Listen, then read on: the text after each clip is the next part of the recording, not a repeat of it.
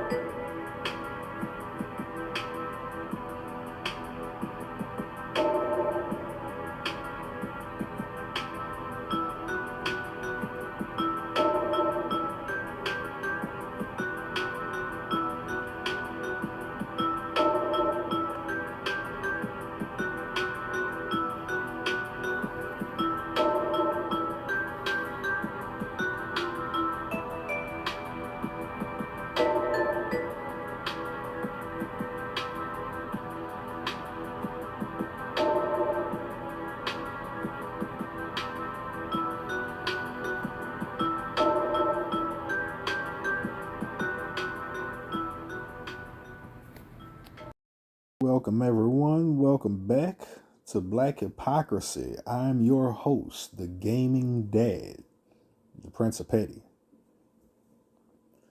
Man, ladies and gentlemen, this story I have for you all today is utterly insane. And that's me putting it lightly. Pulled on all my heartstrings in every part of my psychology. I had to take my medication before doing this story. That's a first. I was scrolling on Facebook and I ran across an article. The article read like something from a Tyler Perry movie. So I went down that rabbit hole. And boy, I did not like what I found at all. This isn't one of those stories where we can argue both sides. This isn't one of those cases where we say, well, emotions were high. This isn't one of those moments where we pretend tragedy came out of nowhere. The story that I have for you all today is a story about character. It's a story about choice, deliberate choice. People, there comes a time where you should just let things run off your back like water. And if you're here now, the title of this video says it all.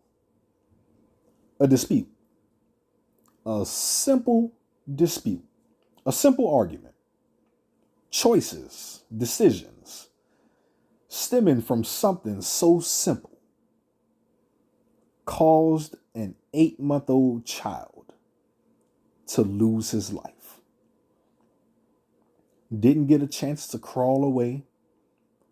Didn't get a chance to be protected by the one person on earth whose literal job it was to protect him. And instead, he was treated like an inconvenience in a dispute over money, baby wipes, and buying marijuana. I had to do my research to find all the reports and everything that I needed for this video.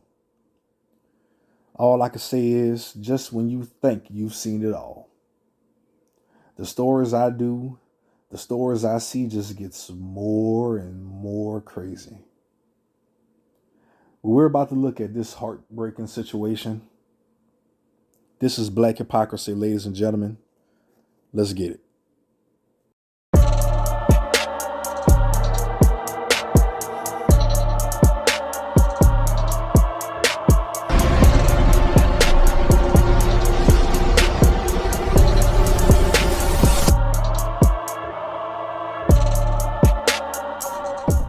I'm Rich Donnelly. The community came together today to remember and celebrate the life of 8-month-old Pablo Kai Golden. The infant died when he was run over in the street at the intersection of McDuff and Lenox on Jacksonville's west side. Sydney Deshawn is on your side live from the scene where Pablo was killed. And Sydney, we understand that you were able to speak with Pablo's mother today, understanding this moment would be devastating for her. What did she say about the legacy of her little boy? Yeah, well, Rich, just 2 weeks ago, the Jacksonville Sheriff's Office says Pablo was placed in the road and hit by a car right behind me here at this intersection. Although Pablo's life was cut short, his bright smile will continue to shine on. And earlier today, dozens of people gathered in yellow on Myrtle Avenue in North Jacksonville to celebrate Pablo's short but impactful life. The outpouring of support from the community has been a source of comfort for this grieving family. Pablo's mom spoke with us and says her youngest son will always be in her heart. Despite the circumstances surrounding his death, including the arrest of Pablo's father, 20-year-old Justin Golden, on charges of vehicular homicide and aggravated manslaughter, Pablo's mom focuses on the joy he brought to their lives. He's my baby, and nobody can't take that from me. You know, I'm always remember him as a happy, going child, never a dull moment with him.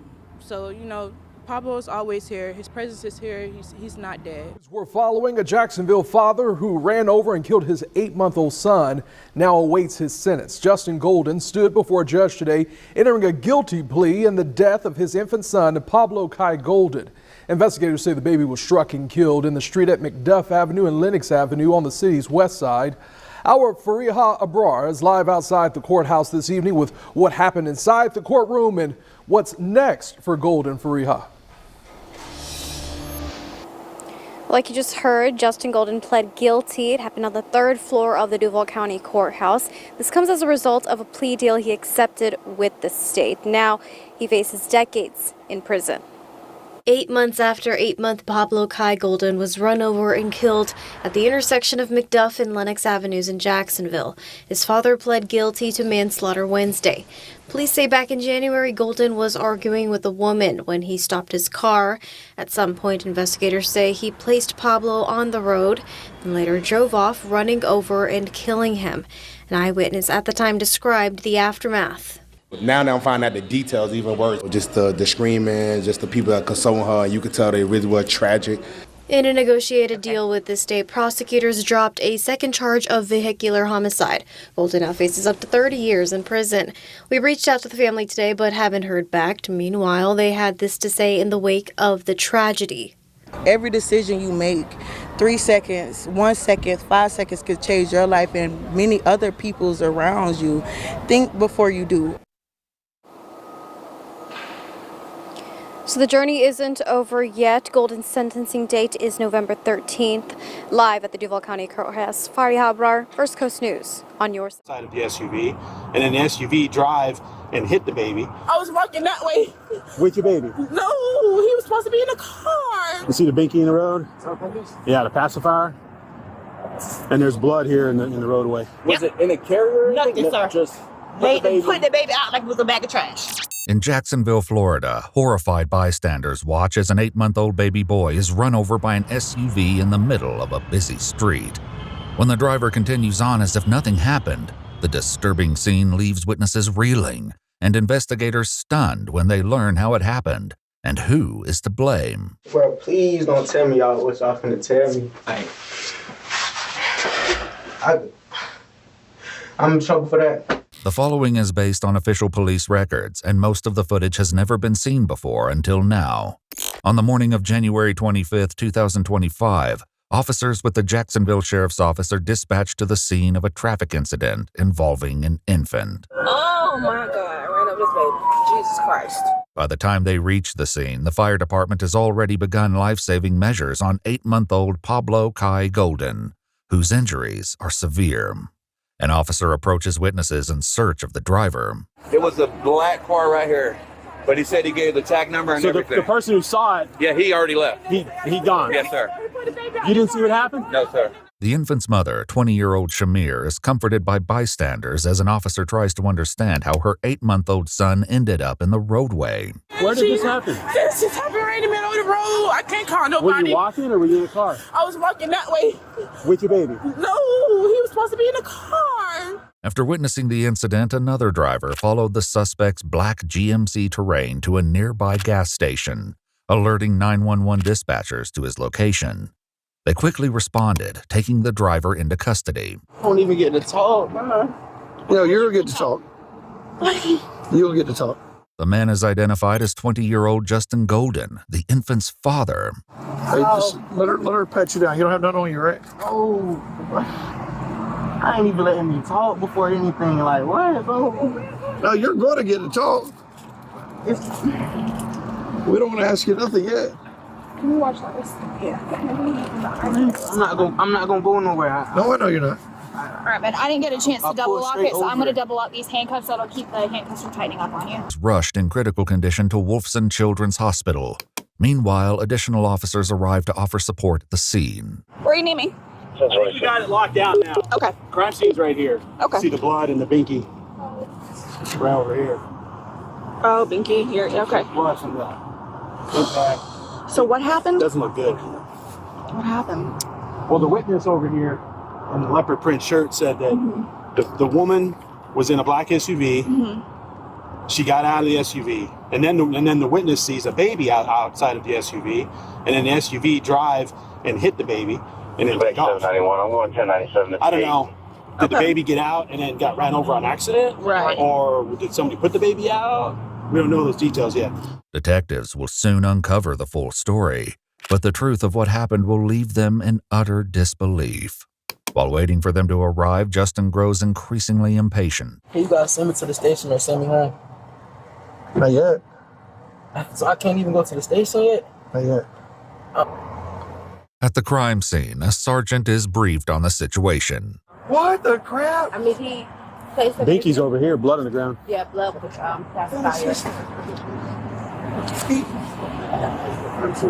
Yeah. You see the binky in the road? Yeah, the pacifier. And there's blood here in the roadway. So thick out here. It was here in this stretch. There's some blood here. Yeah. It's right there. There it is. Yes, distance. He didn't look. The baby didn't look. The baby was unconscious when I saw him. Okay. I don't know what its status is right now. Detectives arrive at the hospital and briefly interview the infant's mother, Shamir. She explains that she and Justin, along with their infant son, had just left Walmart before arriving at the traffic light. Justin's mother had given them $50 for diapers, and after making the purchase, the two began to argue over how to spend the leftover money. With this knowledge, the detectives instruct officers to bring Justin in for an interview, and after reading his Miranda rights, he begins to explain his side of the altercation. From the point we got there is when she started arguing because she wanted McDonald's. Okay. That was right there. But I was letting her know I gotta put gas in the car before I can do anything. Okay, so you were just trying to let her know, hey, before we go get food, you gotta get gas. Yeah. Okay. By Shamir's account, the total they spent was $41.95, leaving the leftover funds at approximately $8. But according to Shamir, Justin wanted to spend the money on marijuana. She later agreed to come in for an interview and shared more details about what happened next. I said, you know what? I get out this car and start walking because I don't want to hear what you got to say. Okay. So then that's when he continued, you and your son can get out. I'm not taking my son anywhere because I don't want nothing crazy to happen to him or you do anything crazy to him, you know? Justin further explains why he didn't want to drive off with his son. She slapped me, got out the car and put him in the passenger seat. Mm-hmm. Then she walked across the street a little bit. And in the midst of her walking, she turned around and was like, okay, watch. When the police comes and gets you, you'll know just why they came. Okay. And I yelled at her. I was like, bro, no, bro, get your son, bro. Okay. I'm not doing that today. That's exactly what I said. So she turns around, yells at you, whatever. You don't want Pablo in the car because you don't want to be responsible for him, right? Right. Okay. She has a thing where she'll threaten me with the laws and say stuff like, I'm going to tell them that you kidnapped them. Shamir admits to taking baby Pablo, who wasn't buckled in, out of his car seat and placing him in the passenger seat before walking away. The witness who ultimately alerted police to Justin's location at the gas station returns to the scene and in chilling detail describes what she saw happen next. So as I was coming out, he was right here at the red light. He opened the baby, put the baby down. I was like, well, damn, Out of which door? The driver door. Driver door? Yes, sir. He was right here at this red light. Facing this way? He was, yeah. So I chased him. I'm the one called to say I was following him. And another lady hopped out and jumped and got the baby. So since she got the baby, I kept going. He made that right here, cut through, and went to the gate gas station. So when you say he got out of the driver's seat? No, he didn't get out the car. He just opened his door. Oh, he opened his door and he laid the baby down. On the ground. Was it in a carrier? Nothing, sir. Just put the baby out like it was a bag of trash. And you didn't see where she was? No, I don't know what like I said, she either had to be at that light, but she wasn't with him. Okay. But she came out of nowhere. What made you follow him to the gate? Because that was just shocking. I Okay. was like, somebody need to get this tag. I don't know if y'all had cameras right here. I just wanted to be a good scenario. Yeah. And, like, no, for sure. Appreciate it. Like, Thank you this very is much. wrong. I'm still shaking. My yeah. kids are in that car. That's not nothing I wanted to witness this morning. While multiple witnesses were shaken by the tragic scene, Shamir claims she didn't see it happen at all. And I'm walking towards the sidewalk and I hear the lady that's in the car that was behind us at the stop, like, oh my God, you just threw the baby out of the car. As soon as she say that, I hear my baby crying, then I hear him stop crying. Okay. Like in the midst of me turning around all this stuff, that's what I'm hearing. I'm hearing him cry, and I just hear him stop and not rush. Did you feel like you hit anything when you were leaving the scene? God, on the truth, no. Okay. If I did, I would have stopped. Did you feel a bump or did you hear any kind of screaming, anything like that? No. So what do you think happened to Mr. Pablo? Were you told anything about what happened to him? No. Like, do you know why we're here? I swear to God, I don't. Justin is about to face the devastating truth of what he's done, but his reaction to the news leaves investigators stunned. I was working with the car. Mr. Pablo was transported to the hospital. Unfortunately, he did not survive. Okay. Bro, please don't tell me y'all what y'all finna tell me. I'm in trouble for that. We don't know. That's why I want to talk with you. Bro, please. Okay. Bro, no fool, bro. I know y'all could just go ahead and just tell me, bro. Well, we have a lot of stuff that we need to talk about, and bro, I know. I'm sorry that we had to tell you this. Bro, I'm in trouble for this. Well, we're not talking about who's in trouble. We're trying to notify you that your son is dead, sir. And we're just trying to get all the details. That's where we're at right now. Yeah. Operation number one is, can we get details? Can we have a picture of what happened? I wanted to get your side of the story. Like, bro, I know you want to get my side, but it's like, can someone call my mom? Please, someone please call my mom. Please. Yeah. We're not going to stop and call her right now. I know, but I'm that much. I was hoping for her to come over there and grab the baby.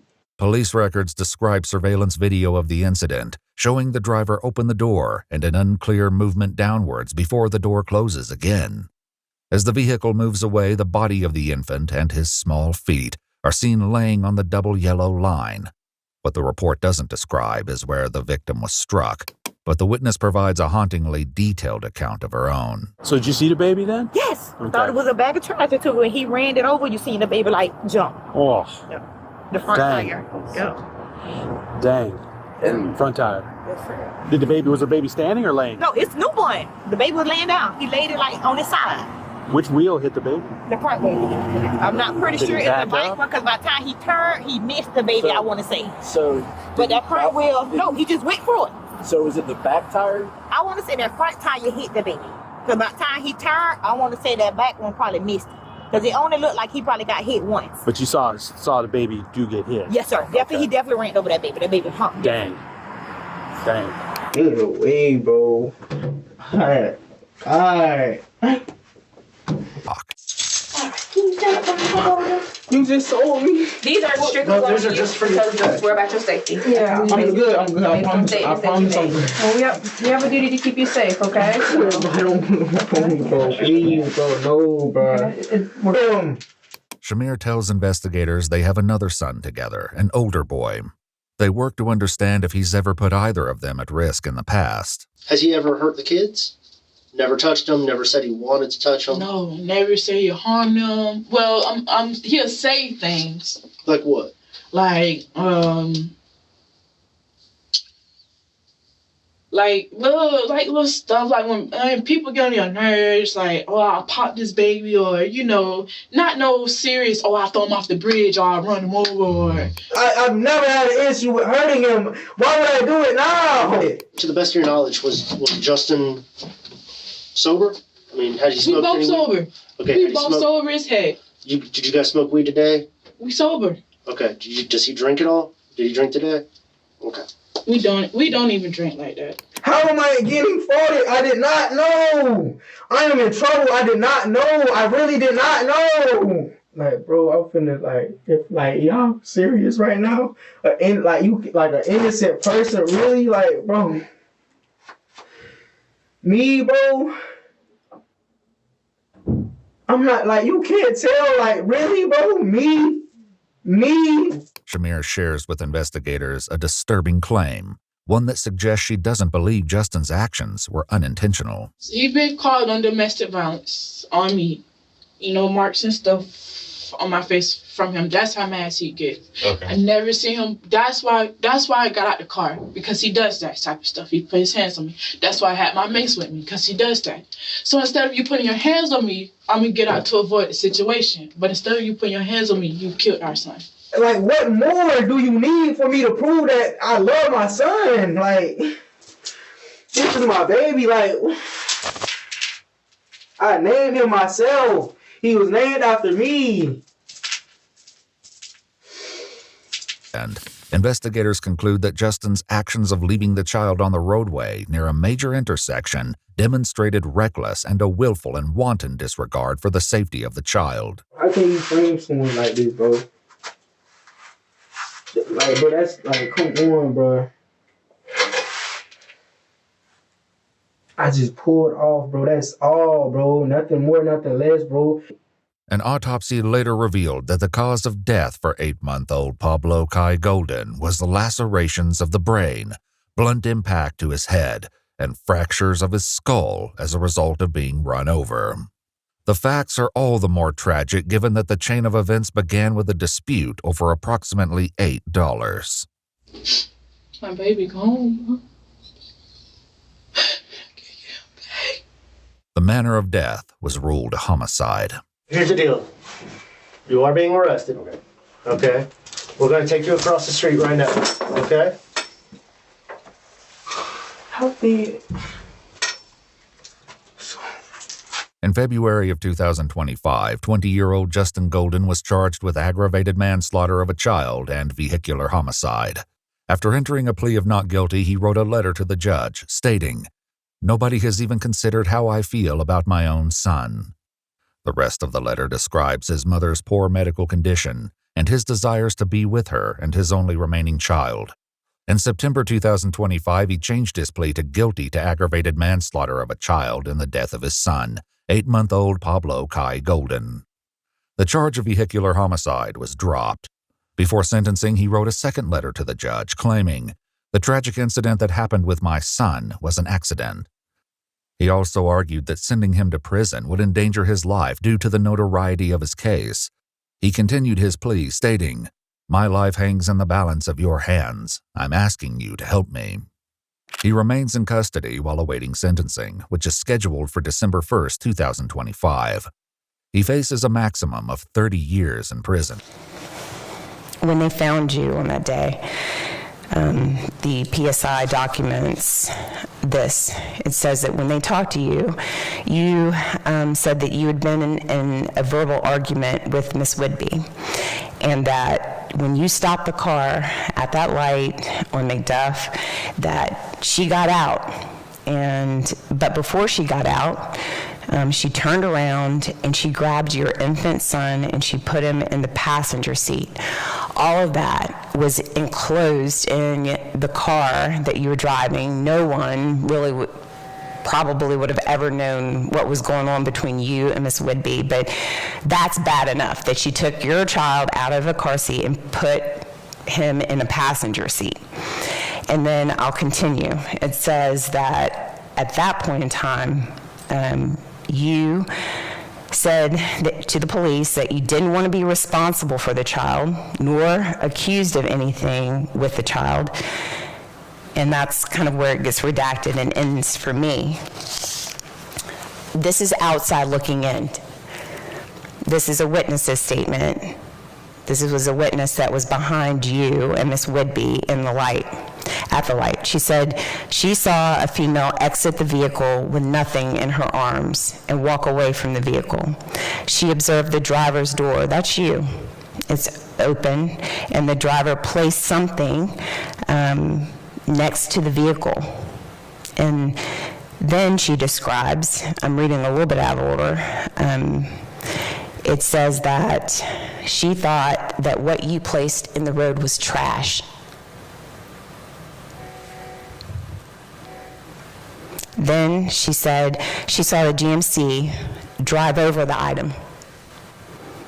She saw it move. And then that's when she realized that it was a child. She said the GMC slowly closed the door and slowly drove away.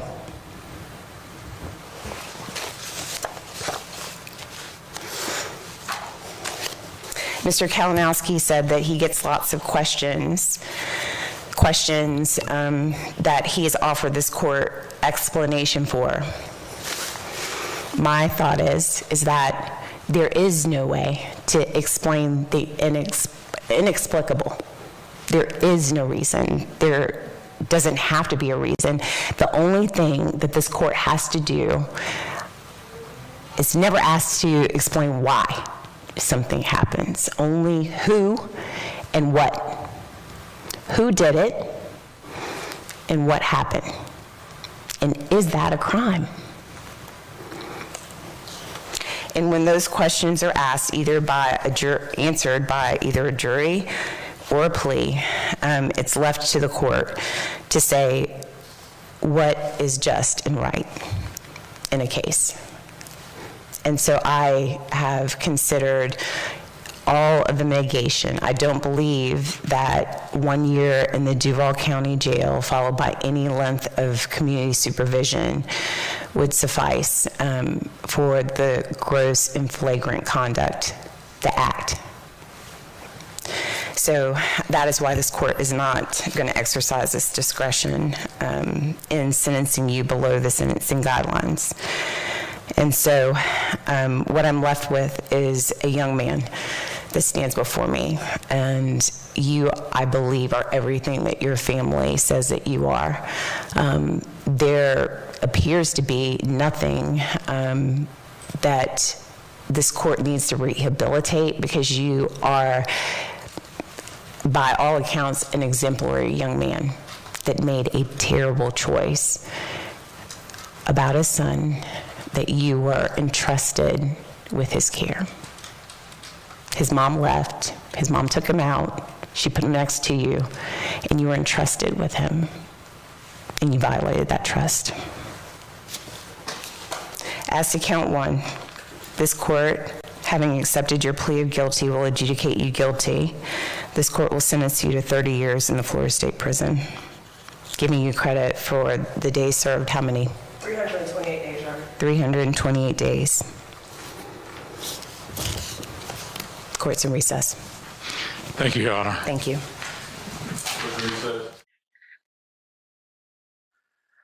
Justin Golden, 20 years old at the time, 21 years old now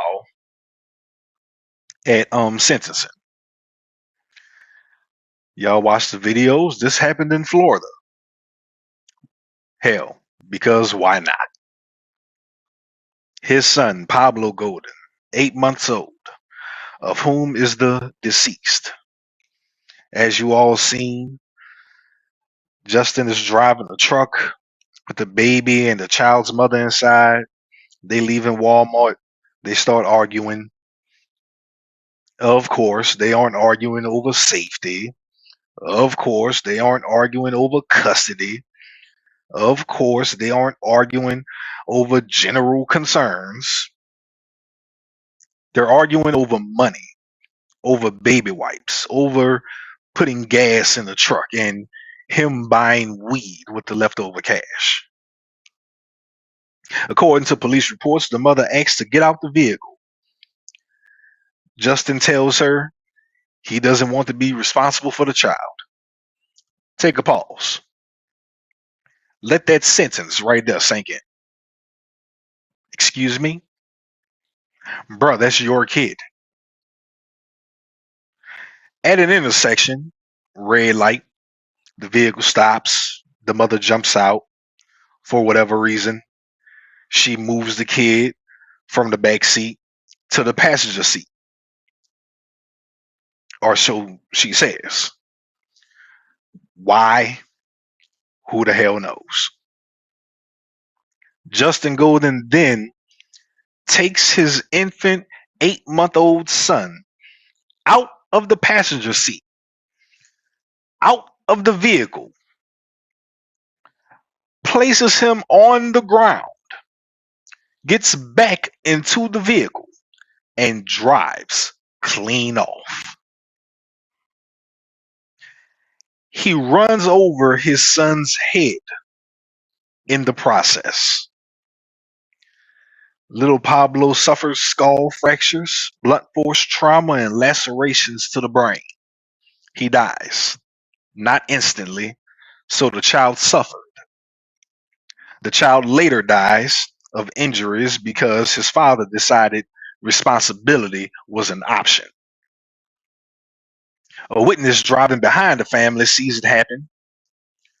She thinks he placed a bag of trash on the road. Let's pause right there. Unless you stopped at that red light a block away, there's no way you could have thought that that was a bag of trash. But then she sees it move. She then watches the truck roll over what she thought was a bag of trash that was apparently sentient. She watches Justin Golden continue driving. He wasn't speeding. He wasn't panicking. He wasn't slamming on brakes because he just rolled over his child, but driving. Hell, he was probably whistling too. The witness follows him while calling the police because a stranger cared more about Pablo Golden's life than his own father did. Let that sink in. And like most crimes, the body cam is where the fun begins because you can't lie. It's on camera at that point. Body cam footage shows the scene, blood in the roadway, a pacifier in the street. We all know that pacifier didn't just walk there. During interrogation, detectives tell Justin what happened, that his son was struck by a vehicle, that his son was transported to the hospital, and that his son didn't survive. Justin responds, I'm in trouble for that. Not, is my son okay? Not, can I see him? Not, what did I do? His response, I'm in trouble for that? So you mean to tell me, after doing something like that, all this fool thought about was the consequences he was about to get slapped with? If that ain't diabolical, I don't know what is. The sheer audacity. Slapnuts then claims he didn't want to be accused of kidnapping. He claims the mother threatened him with accusations. He claims he didn't know the baby moved back into the road. You don't place an 8-month-old child on asphalt and traffic to begin with. Ever. For any reason. Under any circumstances. There's no legal gray area here. No parental confusion clause. No heat of the moment exemption. You do not sit a baby down in the street and drive away. Period. Ever. But I like how he tried to cover it up by saying he didn't know the baby moved back into the street. Motherfucker, that's where you literally set him. Not on the sidewalk. And the baby just crawled back to the street and under your tire. You put the baby there. Later in the mom's interview, she admits past abuse. Mom was getting hands laid on her. She was getting reached out and touched. She said she would have rather him hit her than do something to Lil Pablo. This was not a man who snapped once, ladies and gentlemen. This was a man who already believed he could use fear, control, and intimidation to get his way. That matters. Because violence doesn't start with murder.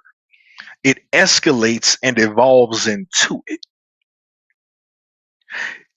He was originally charged with vehicular homicide and aggravated manslaughter. I believe it should have been murder 1, but given the fact that they can't prove the intent, murder 1 would have been an overcharge and he would have walked. Sorry, but that's the way the court system works. Justin Golden pled guilty to aggravated manslaughter due to a plea deal. Vehicular homicide got dropped. He was just recently sentenced to 30 years in Florida State Prison. The judge gave his behind the max. That sentence isn't mercy, it's accountability. Because Pablo Golden doesn't get a parole hearing. Pablo Golden doesn't get an appeal. Pablo Golden doesn't even get to grow up. Little Pablo has officially missed out on life, thanks to his waste of DNA daddy. Justin Golden didn't lose control. He exercised it. He didn't panic. He calculated. He didn't fail as a father by accident. He rejected fatherhood outright. When he said, "I don't want to be responsible for the child," he wasn't talking emotionally. He was telling the truth. And that truth cost his son his life. He reduced his child to an object in a dispute. He treated him like leverage, like trash. And the fact that the witness thought his son was a bag of garbage, that wasn't coincidence, ladies and gentlemen. That was symbolism. See, this story says a lot about people's character. Millions of parents argue every day, but millions of parents don't put their babies in the street, in the middle of traffic. This didn't have to happen the way it did. Mom saying she left Pablo with him because with her walking, she didn't want anything to happen to him. Okay. Well, you left him with the same person who you said had been beating you. So should you have really taken that chance? Or you just didn't want to carry the baby while you were walking? Which one was it? That's what I got out of that. And let me slow this down for a second, because this part that I'm about to really get into matters. Justin Golden is where he belongs. 30 years, Florida State Prison. That part, over and done. But the justice conversation can't stop at the man who did the final act.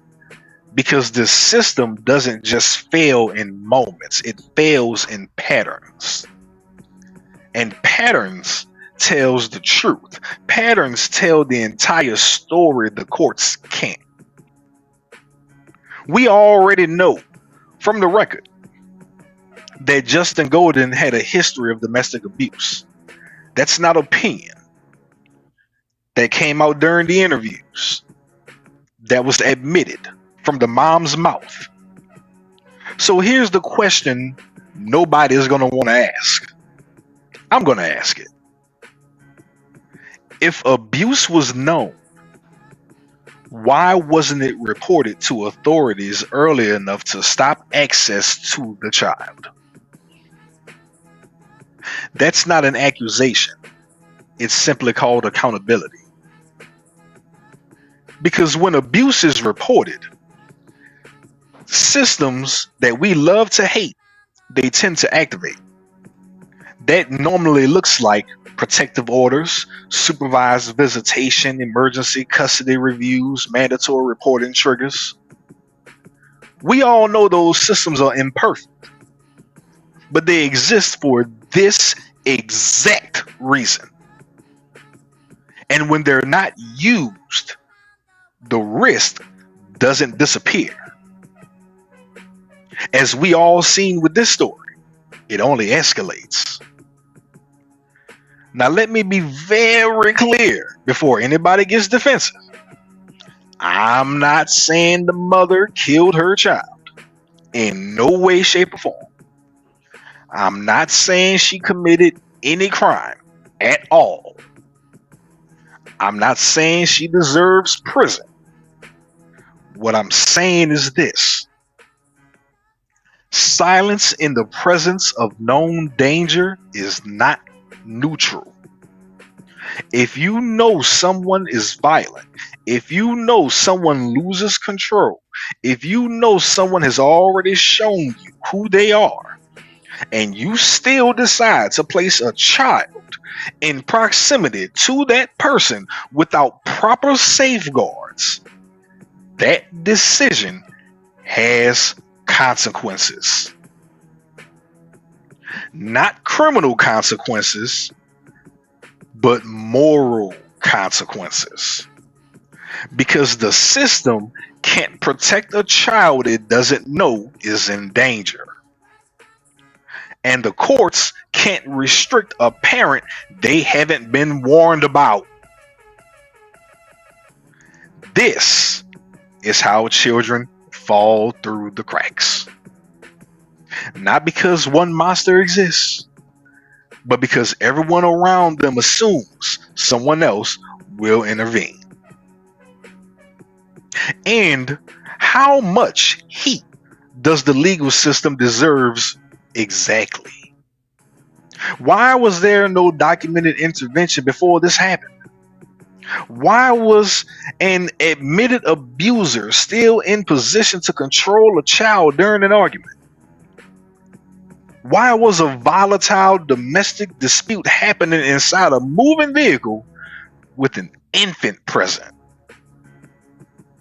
Those are systemic failures, not emotional ones, procedural ones.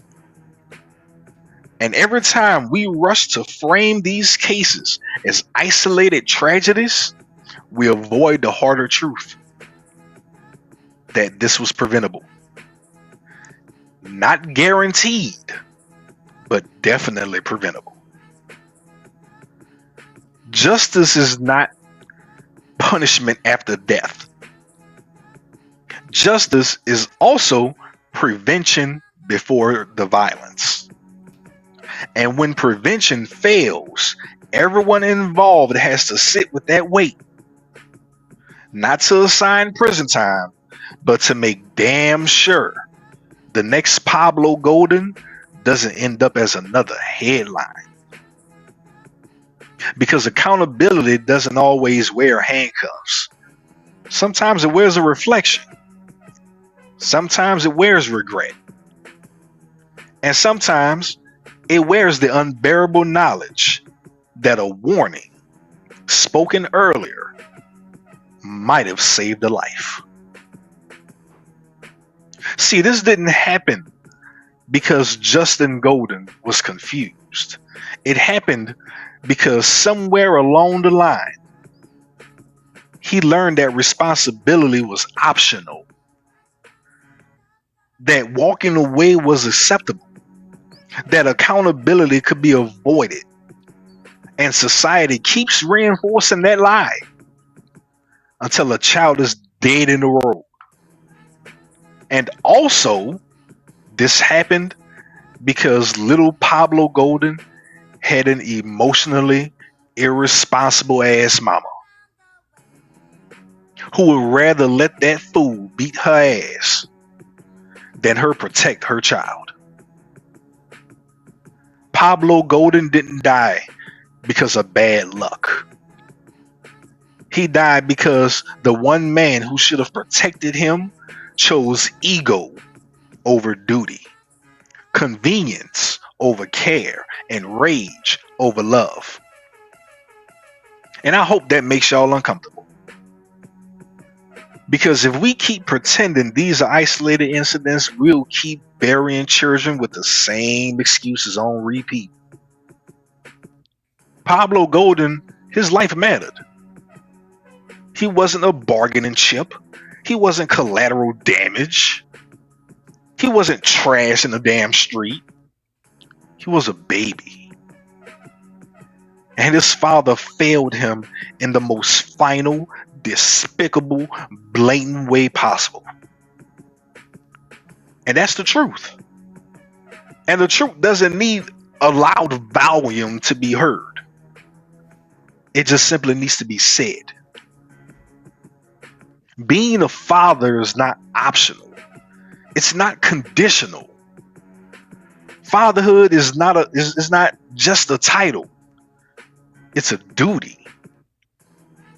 It's not something you get to quit because you mad, broke, high, embarrassed, or arguing over baby wipes and weed money. Justin Golden didn't just fail as a man that day. He abandoned fatherhood while holding the title. And that's the part people keep skipping over. You don't become a father when it's convenient. You don't get to say, I don't want responsibility for the child after you already made said child. If your response to conflict is placing your child on the ground and saying, I don't want to be responsible, you were never a father. You were just a nigga that was there. Because that baby didn't ask to be here. That baby didn't ask to be born into chaos, arguments, and domestic violence. That baby didn't ask to be used as leverage in adult beef. Fatherhood means restraint when you're angry. Fatherhood means protection when things get ugly. Fatherhood means the baby's safety comes before your ego, before your pride, and before your temper. And if you can't do that, if you know you're violent, impulsive, abusive, or unstable, then the most responsible thing you can do is remove yourself safely, legally, and permanently. Not abandon the child in the middle of traffic. Not weaponize the baby during an argument. Not turn an infant into collateral damage. Because when men refuse to take accountability for fatherhood, children pay the price. And in this case, an 8-month-old paid with his life. So no, this isn't about men get blamed too much. It's about men not stepping up enough. If you lay down and create life, you don't get to opt out when life gets hard. That's not masculinity. That's cowardice with consequences. And I know what y'all gonna come up in here and say, women do it all the time. They get abortions. They get to put their kids up for adoption. They get Plan Bs. Playboy, I know that. I know. This ain't the video for women. This ain't my video for them. I'm talking to y'all. Pablo Golden deserved a father. Not a man who treated responsibility like a burden. Not a system that waited until it was too late. And before somebody go type, you're blaming everybody. No, I'm not. I'm blaming adults who had the power and failed to use it. Accountability is not a pie chart. Holding more than one person responsible doesn't take blame away from the guilty. This isn't about spreading the blame. It's about closing the gaps where children fall through. Because if all we do is lock one monster away and ignore the conditions that created them, we'll be right back here again next time, reading another baby's name again. And I'm gonna leave y'all with this. I got a comment on one of my videos recently that touched me. A woman loving my words and speaking out against the abuse of our children, speaking out for the children of whom are no longer here. I say to that person, thank you. It means a lot. Because that lets me know I may not get thousands of views, but the right people are seeing my content. The right people are being receptive of my content.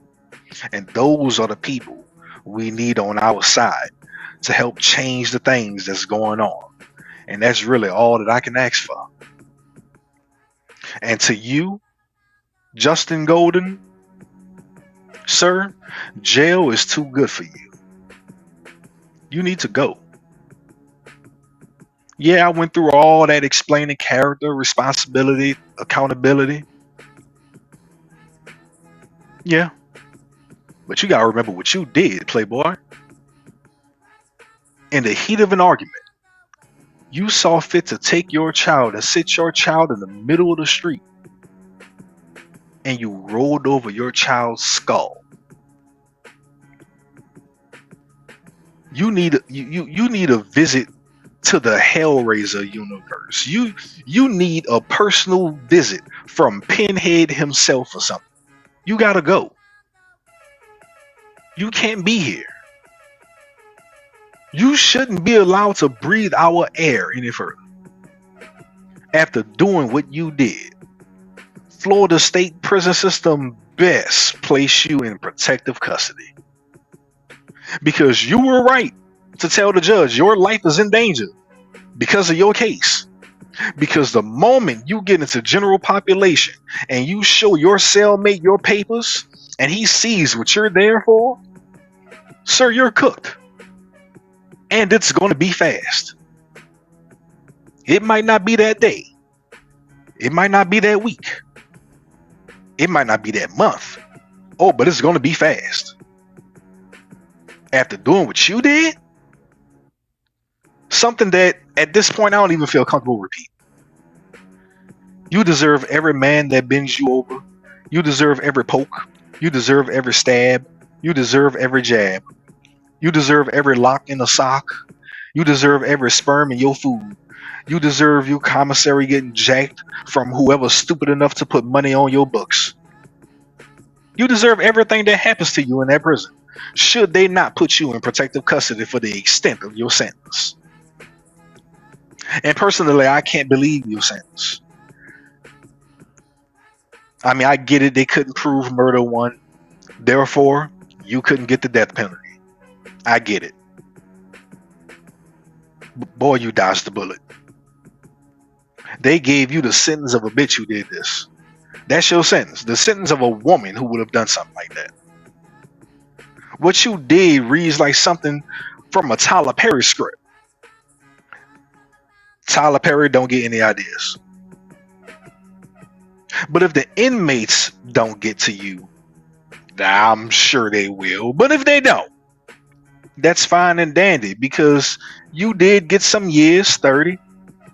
You bypassed a murder one charge, bypassed a possible death penalty. Oh, but when you get out, you then have to deal with the rest of that woman's family.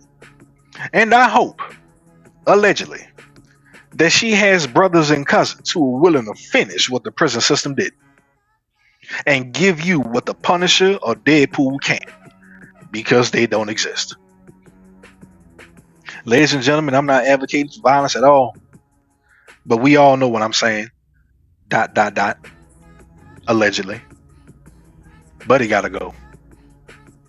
I don't care when or how it happens. But I do believe that had the mother reported his abuse to authorities and went down the proper channels that should have been went down, this could have been prevented, because systems would have been put in place. Like I said earlier, protective orders, supervised visitation, things of that nature. Things would have been put in place to help prevent something like this happening. And it wasn't.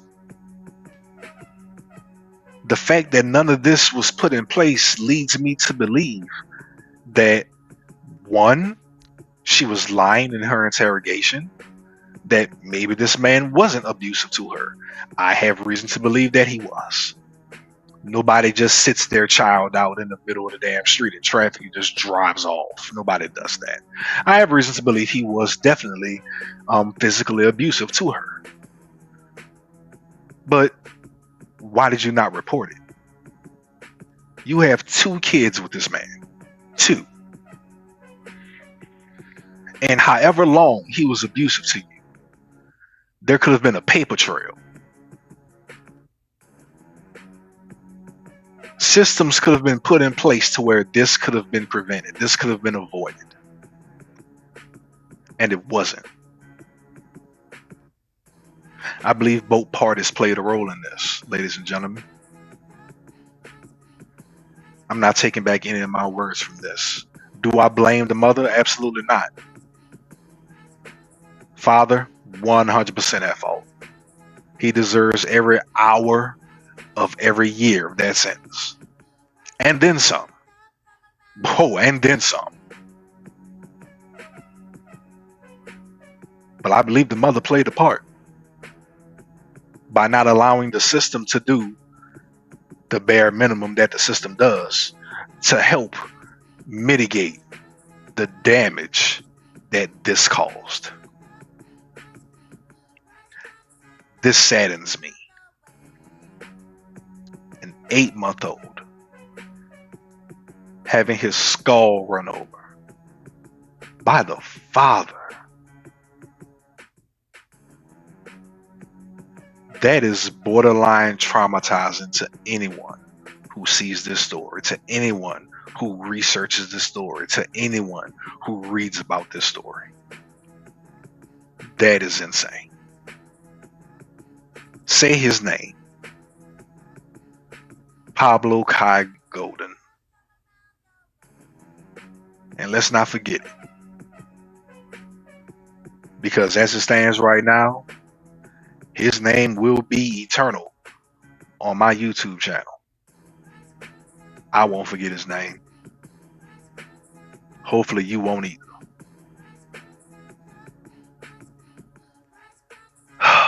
This is black hypocrisy, ladies and gentlemen. Hug your kids. Control y'all emotions. Definitely to the men, control your emotions. It's not that serious. To the ladies, if you're experiencing abuse, get out. Protect the children. Protect yourselves. Do not stay in a situation that is abusive to you, because you don't want something like this to happen to you. God forbid happens to your children. This is black hypocrisy. I'm the Prince of Petty, ladies and gentlemen. Y'all be cool. Protect your kids. I'm out.